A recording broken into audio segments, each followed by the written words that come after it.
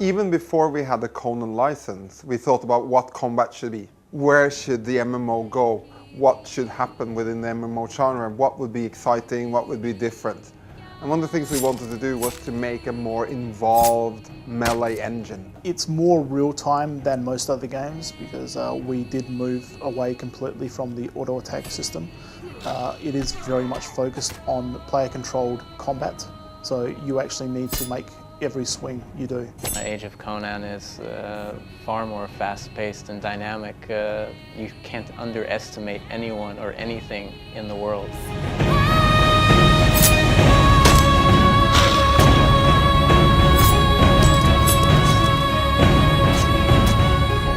What we're trying to do with combat in Conan is to offer a more player-driven combat experience or interface.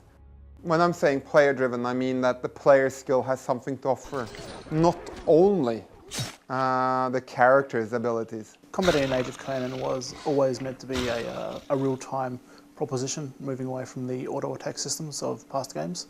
It's meant to be able to hit multiple mobs at once, so you're never fighting just one opponent at once, you're always getting the rush coming at you.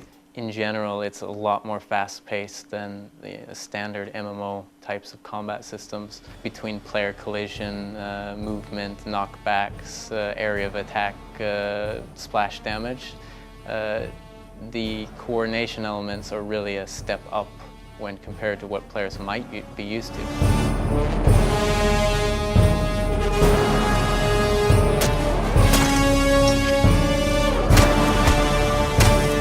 The width or the arc of the weapon actually indicates how many opponents you will hit. You will actually hit more than just your main primary target.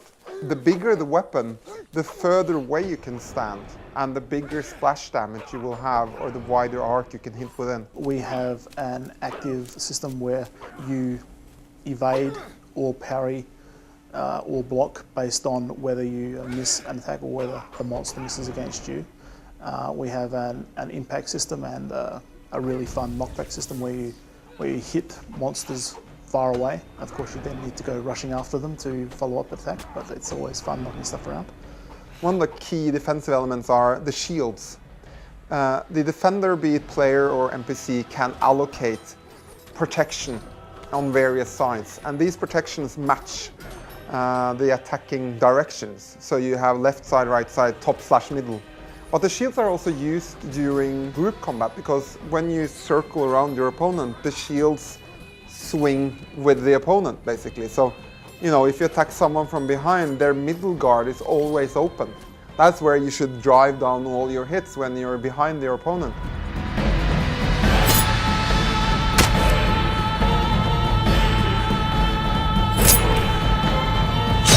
Your group really has to work as a team to succeed, especially as things get hairier. When there's 3-4 NPCs running around you and they're doing special attacks, going for your healers, going for your range, your tanks are having to run around. It becomes a situation where you can't just stand around. You have to be moving, you have to be thinking, you have to be looking at your surroundings to determine what you need to do to make sure you can win. To really emphasize the brutality of the world, occasionally you'll also do fatality moves. If you do a fatality move, then for a short period of time after that, you'll sort of revel in the bloodlust of what you just did and gain a real big power increase, not only just for you, but for everyone in your team. So it's really beneficial to try and trigger off the fatalities, because then you can sort of hurry on to the next spawn and really lay into them.